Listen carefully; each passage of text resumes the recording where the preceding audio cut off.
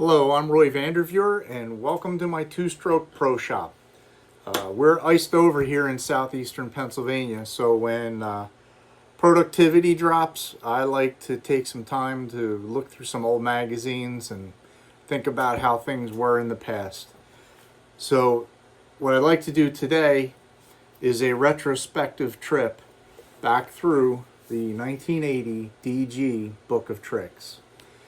And we'll get right into it, keep things moving along. On the cover, we've got Graham Noyce. He's the 1979 500cc world champion. As we go into the first page, we're greeted with a message from Bob Hanna, the current Supercross champion, I believe. I know he's down and out with a broken leg while this publication was coming out. But then we get right into terms, conditions, and policies. And this is something that back in the day, you didn't just pick up the phone and call them and get your order on the way, or send them an email or get on their website. The way it worked was there was an order form in this catalog. And you'd fill out the order form, you'd add up the total, you'd add the freight, you'd put your check, write a check out for the amount. You'd put that order form in an envelope and mail it to DG in the mail with a stamp. It would take a week before they even got the order. Now, if they had it in stock or not, nobody knew. This is just the way you did it. So every step of getting this stuff, unless you happen to have a dealer local to you that was cool enough to stock something, it was a real challenge. So as a kid, I remember this all being very expensive, and we're going to look through some of the things that they offered and just talk about the difference in value today. We're going to learn some lessons on depreciation of currency and how that drives these numbers up real high. But so next page we get into, we've got all the street bike offerings for the big four strokes. And if you were lucky enough to be zipping around on a KZ400, well, you could send in an order, and for just $129.50, you could get a 2-in-1 chrome megaphone for your little Kawasaki. In today's dollars, that would be $547. Then we'll move on real quick so that's their smallest offering. Then their largest was for the CBX, which is a 6-in-1 full system, chrome megaphone. And that was a very reasonable $275. Until you bring it up to today's value, $1,162. That's not that far off of what guys are paying for exhaust systems on modern sport bikes. So that it's all relative. So they also had CDI ignitions, which was a big deal. Let's see if I can get this right. CDI ignitions and air fork conversion kits. So you could take your woefully undersprung Japanese street bike, and for just $16 install a set of air fork caps. So you could put in 4 or 6 or 10 pounds of air and get the ride height up where it needed to be. Makes it a lot nicer diving into corners aggressively. So to go along with that, we need to get rid of the points that your bike might have, because nobody's got time for adjusting points. And you would get set back $98.50 for the complete ignition kit to eliminate your points. In today's dollars, we're looking at $416. Then as we're getting to the good stuff, I promise it's coming up. Next two pages are all dedicated to RD 350 and 400 performance, with chambers, air fork caps, radial heads, swing arm, your CDI, We hate points. And RD350 and 400 porting services. So a set of chambers would set you back $144.50, or in today's dollars, $610. That swing arm was $179.50. Today's dollars, $758. And the Air Force caps were a value price $6. And the heads, I think, were about $80 a piece back in the day. And amortized up. Let me see if I've got something here that was about 80.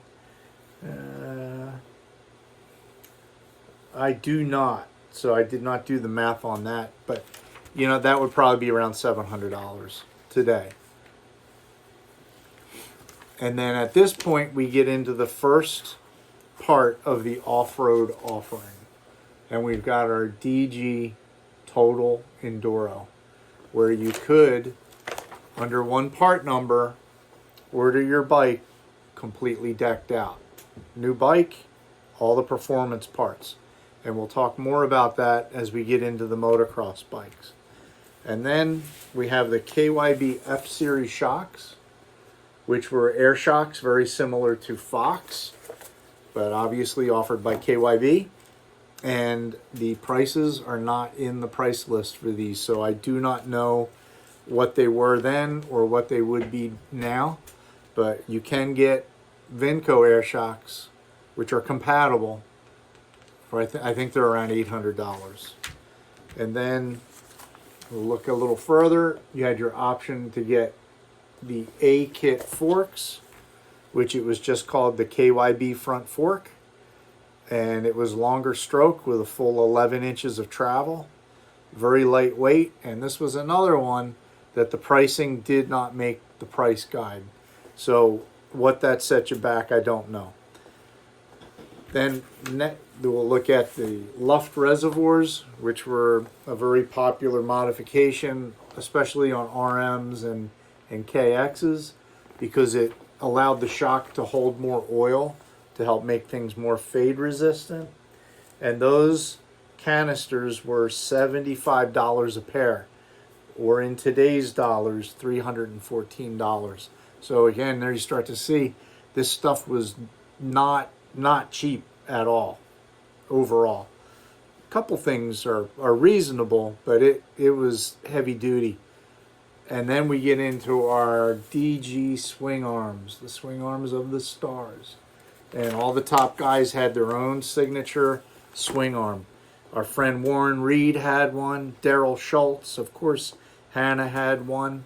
And if you were fast enough to use those, hold on.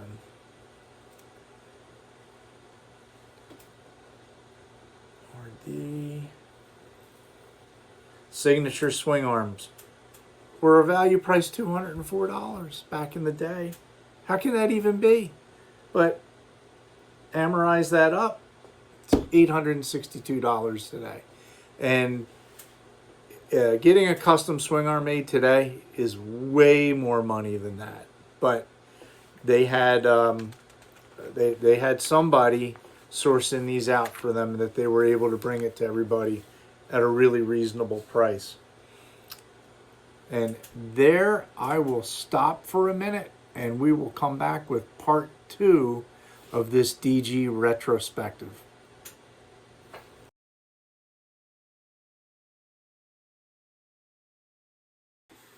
Okay, welcome back to part 2, and let's look at all the other cool stuff coming up. We got plastic levers, we got Owry grips, we've got 4130 chromoly bars, we've got fork covers and cable saver number plates, as well as Works Bike gas tank kits, side panels, front number plates, that's good, tank decals, and other Works gas tanks. And for those, de-handlers were $9, the grips were $4, the bars were $15, fork skins for just $10, front number plate for $7. You could buy a whole gas tank for $59.50, or in today's money, $251. You could buy a full kit. Back then, $79.95. Since we waited till now, $337. Decals for the tank were just $750. I genuinely think that they understood that having those decals out there on the gas tanks was a lot more value than the little bit of profit they would get by marking these things up. So if you bought that today, it would be $31. Still way below market price for tank decals. Oh, then we get into a real star of the whole vintage thing. Looking at, gold belts, Jofas, and Scott boots. And I remember Scott boots being really dear. You had to be bucks up to have a pair of Scott boots. So, let's see. Scott boots. $195 in 1980. We put that up against today's dollars. That's an $825 pair of plastic boots. So that was pretty hardcore. And I know a lot of guys that had them. I never did. And they kind of went out of fashion before it even mattered for me. But I know my first pair of boots, I think, cost about $80. And they weren't great, but I was able to afford them. So, and moving on to the next page, we start to get into apparel. And then the thing that was really trick for back in the day are these FIM side panels right here, which they were a real value at just $21.50. You could get yourself a pair of super trick new side panels. And the Cool Flow chest protector and their jerseys were all very nice, and their team mouth guards. Then we get into a couple pages of heavy duty apparel. And some more apparel. We got t-shirts, we got vests, we got jackets. And after this, here's the real golden stuff. I think I'm going to break here, and we will talk about the DG racers when I come back in part 2, or is it part 3?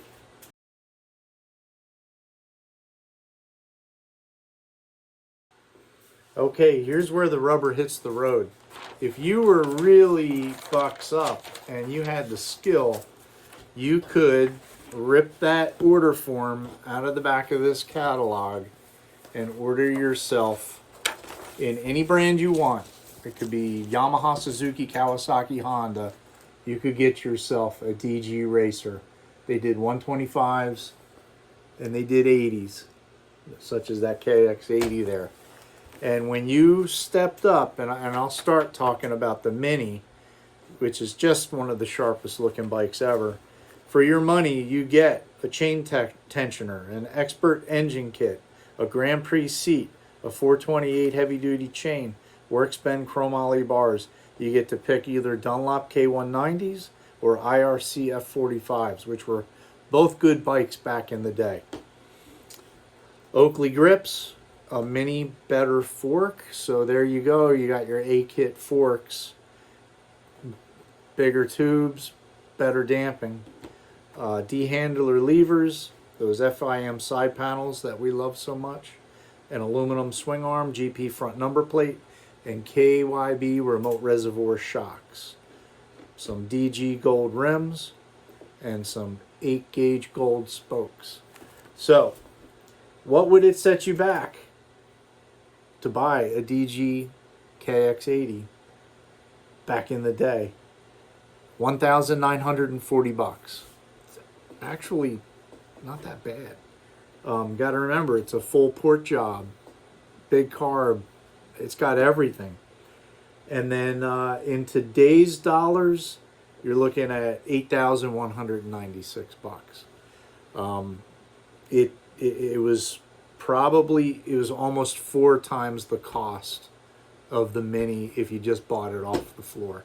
But I actually talked to the guy who built these bikes, which is Ted Boyko, and he told me that they sold about 20 bikes a year out of the Minis.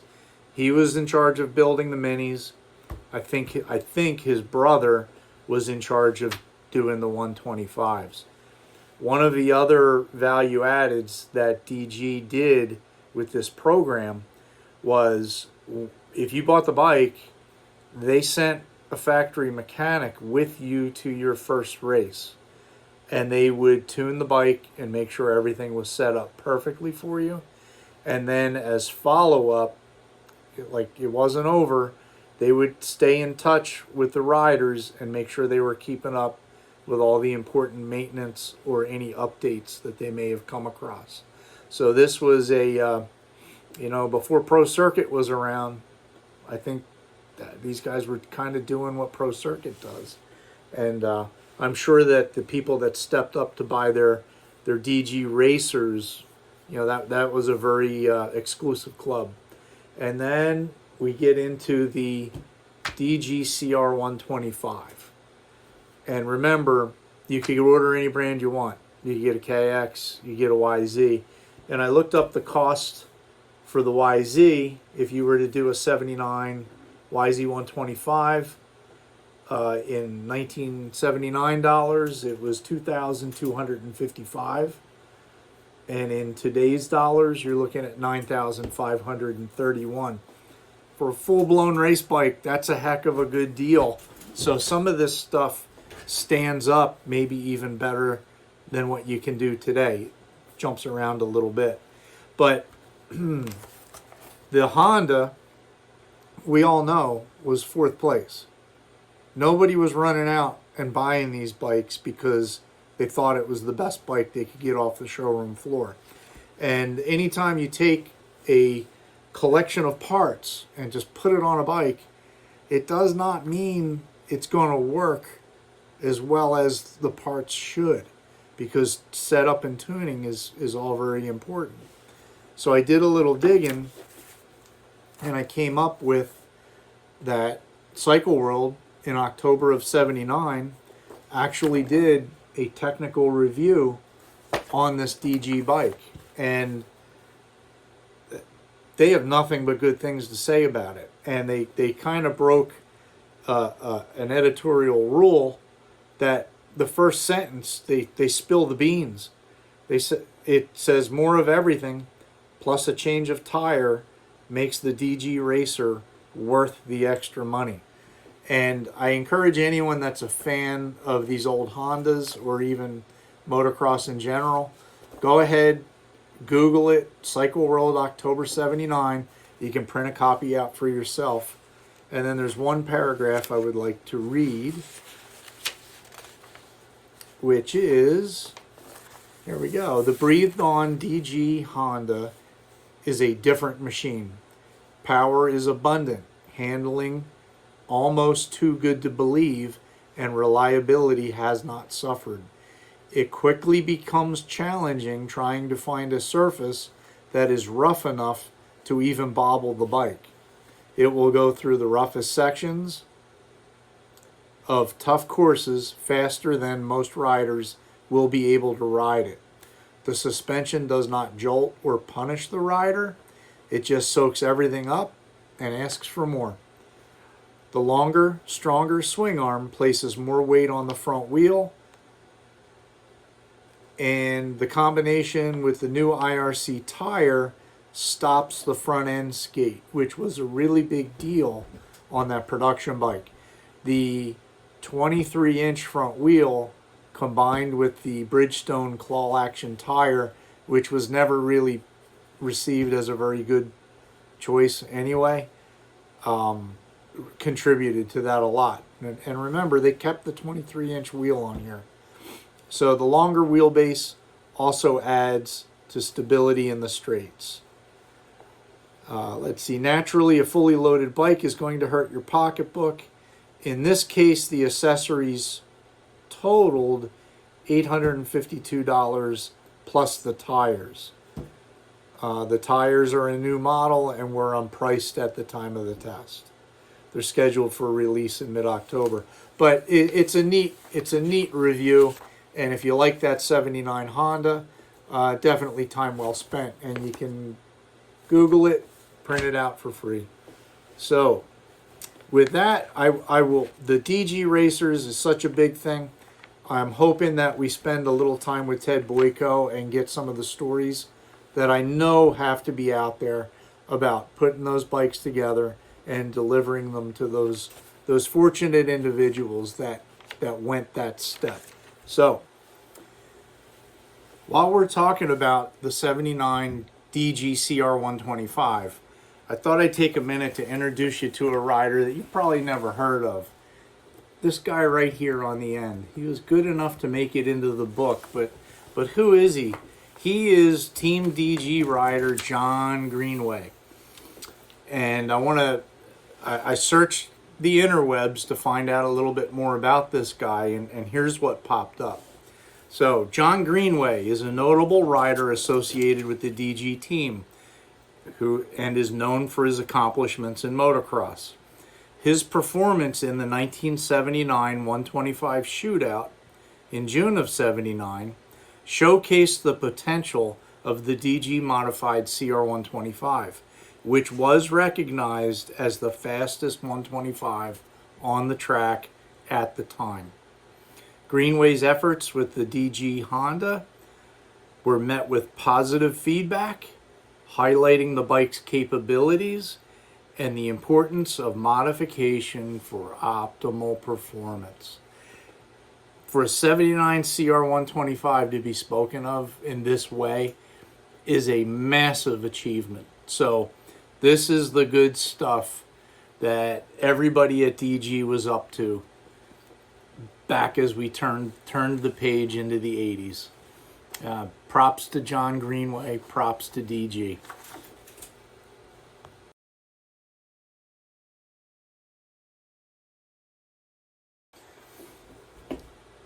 Hello everybody, and welcome back for part 4 of our deep dive retrospective into looking at the 1980 DG Performance Book of Tricks. We're going back to a magical time. This is when over 1 million motorcycles were imported into the United States. Of that million, 100,000 of them were dirt bikes. It was a time when it was like everybody had a dirt bike. Everybody had 2 dirt bikes. Unfortunately today, less than 10%, less than 10,000 dirt bikes are imported into the United States. So it definitely was a busy time and a good time to be an aftermarket supplier. So as we get into the next segment of our book, we're going to just take a quick look at the DG Stage 2 air cleaners, which was very clever because they flipped the script on Unifilter, which was a 2-stage filter, and they made a Stage 2 filter, which had the same feature and benefit package, which was 2 layers that were easily separated for cleaning and oiling. And of course they recommended their favorite brand, which was PJ1 foam filter oil. Then we get into the good stuff. DG radial heads and DG pipes. This was a fundamental part of their business through the late 70s and early 80s. As we mentioned, the pipes were never really built in-house, and neither were the heads. They would get them from somebody who did extrusions and take it from there, and then the pipes were made by the cone pipes I think were made by J&R, and the hydroform pipes were made by Cobra, or at least so the interwebs says. And what would we expect to pay for this good stuff?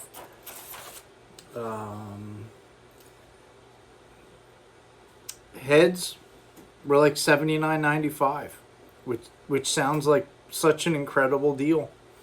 In today's dollars, that'd be $310. And the pipes were $89.95. A tremendous value. Today they set you back $380. And coincidentally, the actual retail price of a DG two-stroke pipe is right around that $380 mark in today's dollars. So they've maintained the same price threshold over the past 4 decades. And we'll look more closely at pipes later, perhaps. And then we get into the DG Mini stuff, which includes, of course, your YZ, RM, and KX80s, and the CR80, which just came into the picture in 1980, along with DG Tiger pipes for the XR80s and XR75s. Then we moved down into they had their mini aluminum swing arms, as well as a swing arm and shock assembly for the YZ80s. And of course their DG mini bend chrome moly handlebars. Big upgrade over standard. And then we got gold rims, we got gold spokes, we got a set of KYB mini shocks, which were just $129. Just what a value. I can't believe I didn't buy 10 sets back in the day. We'll pump that up in today's dollars, that's $545. Which if you have to buy a set of good shocks for a twin shock mini, $545 is still pretty good. And then we had Grand Prix seats, air oil adapter kits for the forks, and of course our Dunlop K190s for the minis.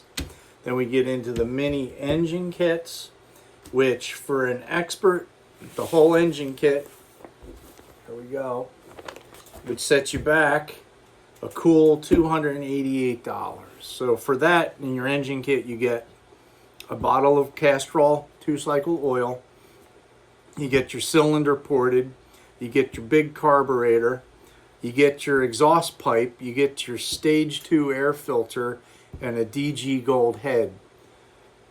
$288. Retail dollars today, $1,217. And I gotta hand it to Gary Harlow, because back in the 70s, this marketing is called McDonald's marketing, and it's no different. It's a value meal. I don't think McDonald's picked up on that until the mid 80s. And here he was really in the early to mid 70s, already realizing the benefit of just putting this stuff in one package and selling the whole thing all together. Great marketing. It's one of the reasons I like looking back at this book. So the intermediate kit, if you were feeling a little slower than your friends, for just $208, you could step up and get your Castrol R, your pipe, your carb, a stage 2 air filter, and a DG gold radial head. Today's dollars, that's $879. Then we've got the maximum performance engine kits for the bikes, for the big bikes, 125s, 250s, and 400s. Although most of these kits are all 125s and less. So we get, for our Pro kit, we get a ported cylinder, pipe and silencer, stage 2 air filter, Castrol oil carburetor, and a DG head. And it only sets us back, if you're feeling fast, that Pro kit for your YZ125G is just $262. It's a pretty easy pill to swallow. In today's numbers, you're looking at $1,100. And then if you're feeling a little slower than your brother and you want the intermediate kit, you're at $208 or $879. Just what a cool concept. You get your cylinder ported and everything you need to put it together. And one of the nice things that we have now Of course, this is in distant hindsight. We've even got technical reviews that support that this stuff is worth the money. Okay. Then we get into porting and carburetors, reed cages, and then here we are already at the end. It's the last page of product, and this is where they hid all the Honda Odyssey performance parts. So you could soup up your four-wheeler with a head, a pipe, a safety roll cage, some ignition parts, or you could go with an expert kit, which includes porting. And I'll bet that made a big difference on that Odyssey. And they also have ATC pipes for the 110 and the 90, the 185, a 24 millimeter carb kit, and a stage 2 air filter. And then we get to where the order form used to be, and then where the price list still is. And on our way out the door, we got none other than Doug DeMokas riding a wheelie on his KDX there. I know most of the time he was on a KX. And a parting shot, Mr. Hanna gives us the send-off as he gets ready to heal up that broken leg and get out there and cause more damage among the motocross scene. So thanks for hanging in there with me. It is a long trip. This is a fun book to go through. One can only imagine if DG could have maintained the momentum through the 80s and the 90s and the 2000s, where could they be today? But as economies turn, tides shift. It's not an easy game, and they've kind of settled in where they're at. With a little bit of luck, I'm going to be talking to the current owner, and maybe I'll have a part 5 to go into. But as of right now, this is the end. Thank you.